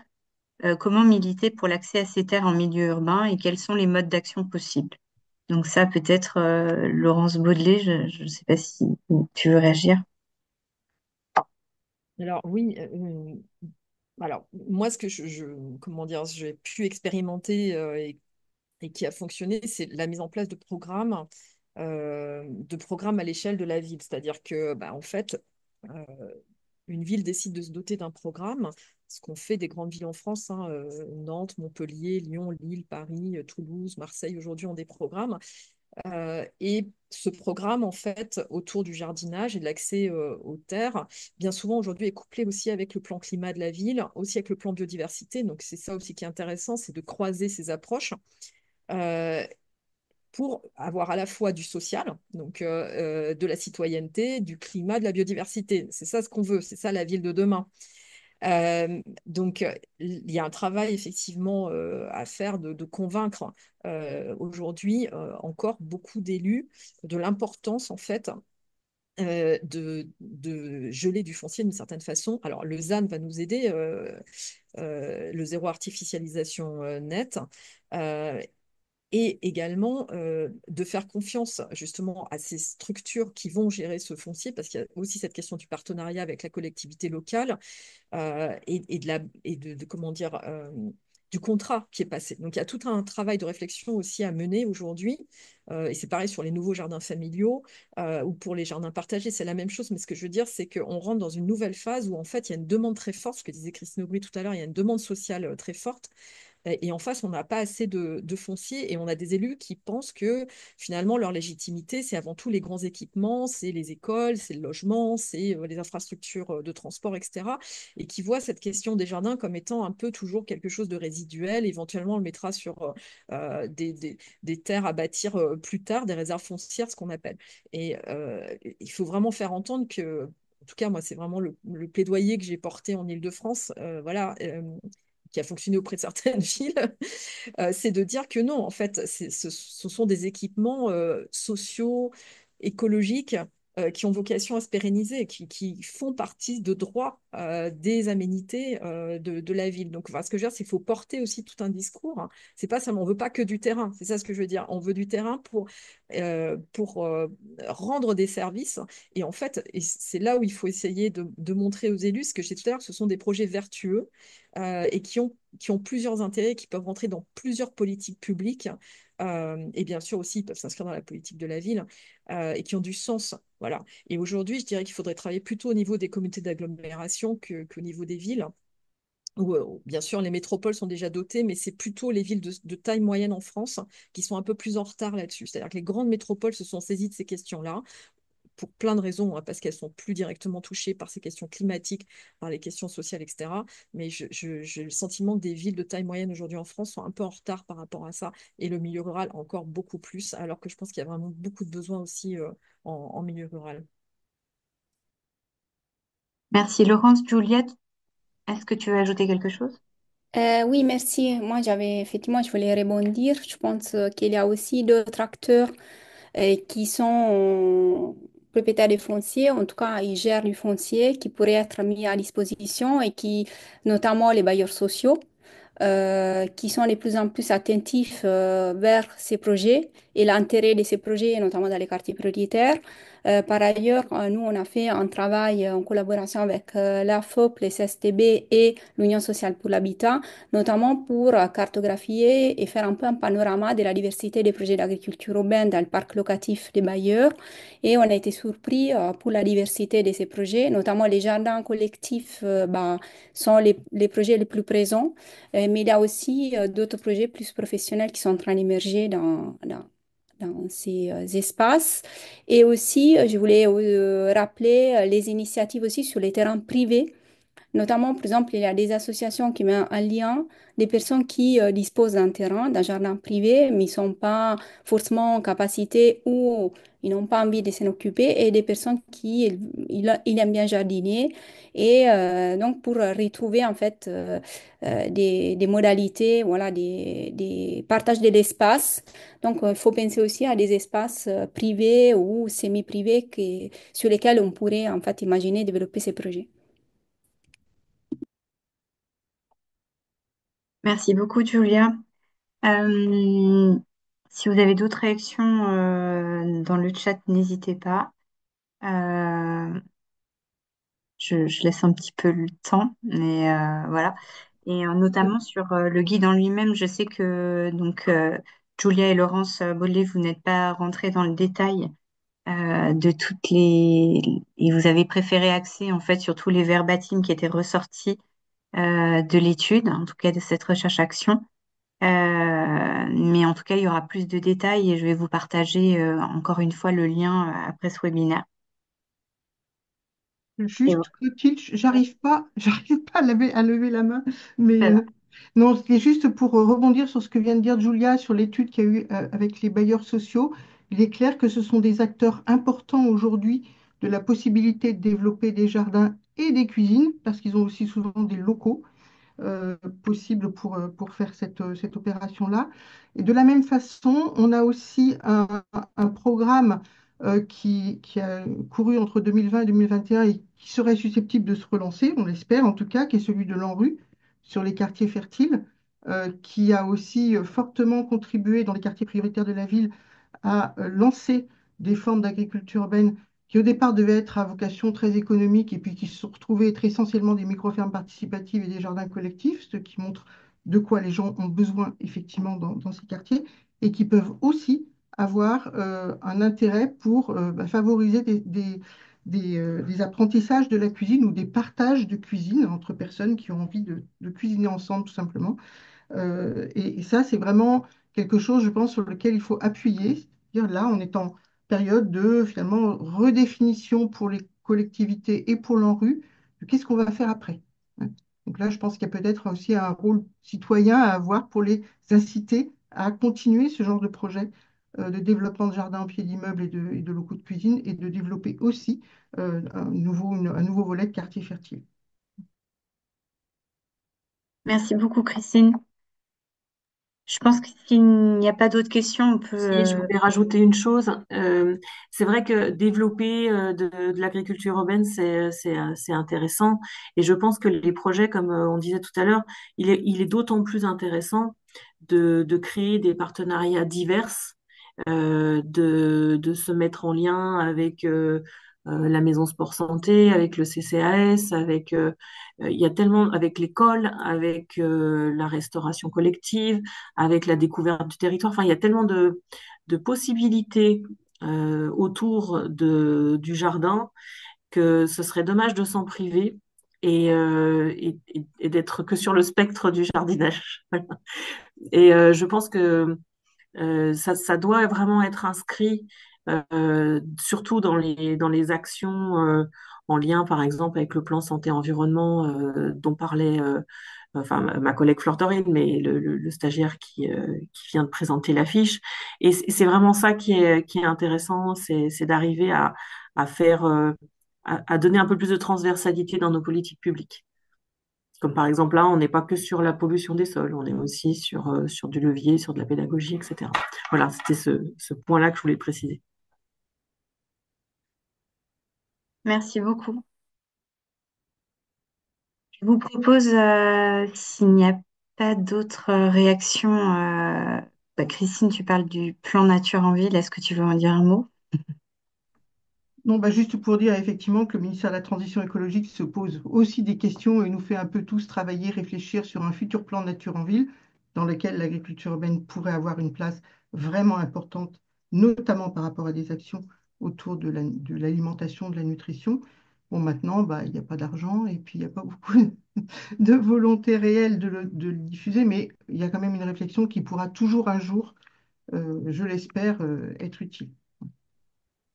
Et c'est vrai que l'argent, c'est le nerf de la guerre, mais euh, financer des projets quand il y a déjà du partenariat, quand il y a déjà une dynamique en place, ça sécurise des financeurs. Parce que financer un projet une fois, une année, 2 ans, 10 ans, si s'il n'y a pas de dynamique sur le territoire, s'il n'y a pas un projet transversal qui va chercher, qui va coupler différentes politiques publiques, on va parler d'alimentation, on va parler de santé, on va parler d'espace vert, on va parler de restauration collective, on va parler d'approvisionnement, on va parler d'améliorer la qualité nutritionnelle. Enfin bref, s'il n'y a pas ce type de dynamique sur le territoire, c'est compliqué pour nous de se dire ça vaut le coup de financer ce projet-là, parce que c'est peut-être pour impulser quelque chose, mais s'il n'y a pas une autonomisation derrière, s'il n'y a pas du partenariat qui se développe, on sait on va pas vers quelque chose qui va être pérenne. Et ça, c'est pas sécurisant. Et vu les financements actuels, on peut pas se permettre. Il y aura une baisse de qualité, on peut pas se le permettre. Donc, c'est vrai qu'on demande toujours plus. Mais là, c'est à cette condition-là qu'on a aussi de l'impact sur les publics. Laurence Baudelet? Oui, je voulais dire, de ce point de vue-là, on a peut-être quand même juste une bonne nouvelle. C'est là, je pense au PLU bioclimatique là, qui vient d'être voté à Paris au mois de décembre, parce que pour la première fois dans le PLU de Paris, on voit apparaître deux catégories, agriculture urbaine et jardin partagé, dans la zone urbaine générale, c'est-à-dire dans la zone constructive de la ville. Et ça répond un peu à ce que tu disais, Laurence, à l'instant. C'est-à-dire là, on est sur une pérennisation, puisque bah, à partir du moment où ces jardins et ces projets d'agriculture urbaine sont inscrits dans ces catégories, ils bénéficient d'une protection, donc ils deviennent inconstructibles. Ces terrains deviennent inconstructibles dans la zone constructible de Paris. Donc c'est une soustraction, ce que je disais tout à l'heure, à la potentiel de constructibilité, si j'ose dire, de Paris. Et ça, c'est plutôt une bonne nouvelle, hein. Ça va dans le sens d'une réflexion, d'une autre approche du territoire, qui n'est pas uniquement ce que je disais tout à l'heure, celle des années précédentes où on était sur les grandes infrastructures, etc. On est sur avant tout bio et climatique, plus du tout la même chose, hein. Et donc, bioclimatique, c'est plus facile d'ajouter santé maintenant derrière. Alors, je suis peut-être très optimiste, mais il vaut mieux rester optimiste vu le début de cette année, n'est-ce pas? On Nous n'a en pas faut le un choix, il peu, faut être il nous optimiste. faut un peu d'optimisme.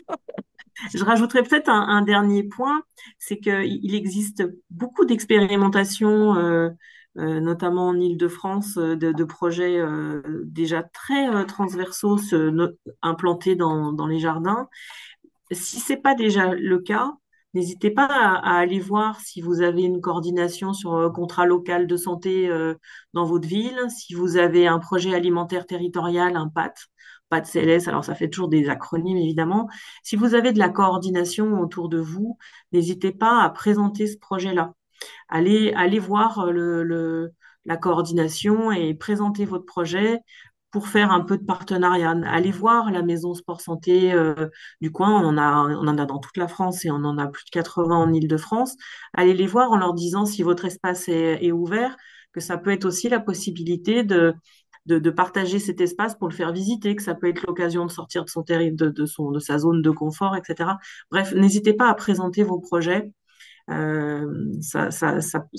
le début du partenariat aussi, au CCAS, etc. Merci beaucoup, Laurence. Très bien. Bah, écoutez, je vous propose de clore ce webinaire. Je retiens en tout cas de votre deuxième intervention que la collaboration est clé sur le territoire pour impulser une dynamique, mais aussi pour la rendre pérenne. Quelqu'un réagit sur la qualité des sols. Je vais juste voir si c'est une information, un projet de sciences participative entre les villes, le CEREMA et l'INRAE qui s'appelle SOLSIS vise à étudier la qualité des sols urbains. Oui, sur la qualité des sols urbains, c'est aussi un autre volet qui a été évoqué pendant le webinaire, qui est aussi travaillé par Sécuragri, et notamment Anne Barbillon, qui a travaillé sur le guide refuge, donc qui propose un accompagnement, notamment des collectivités pour la gestion des sols. Et évidemment, un point clé pour pouvoir produire des aliments de qualité. Donc, merci de citer le projet Solstice également. En tout cas, comme je vous le disais, ce webinaire a été enregistré, donc je vais vous envoyer la rediffusion et également le lien vers le guide. Il y a évidemment sur les liens entre agriculture urbaine et santé plein de choses à aborder. Et je le disais en début, en introduction, que nous avons travaillé aussi sur le lien entre agriculture urbaine et santé mentale. C'est un point qu'on aimerait travailler et pousser plus amplement, évidemment, mais qui nécessite aussi des financements. Voilà, je vous remercie en tout cas pour votre participation et votre intérêt. Il y avait près de 100 inscrits et inscrites et ça fait plaisir de voir l'intérêt et la diversité des publics, en tout cas de vos participations. Et si jamais vous avez des questions, n'hésitez pas à nous contacter sur le site de la chaire, consulter toutes les ressources qui sont faites pour le réseau OPA. Et voilà, en remerciant encore une fois nos intervenantes pour leur intervention et surtout les présentations de grande qualité. Donc Nicole Darmon, merci beaucoup. Laurence Perrin et Laurence Baudelet et évidemment Julia Jacquet. Merci. Mesdames, Et au revoir. Au revoir. Au revoir. c'est tout. Clotilde, Merci. merci à Merci toutes Merci. et à beaucoup. Au tous. Merci. À revoir. À bientôt. bientôt.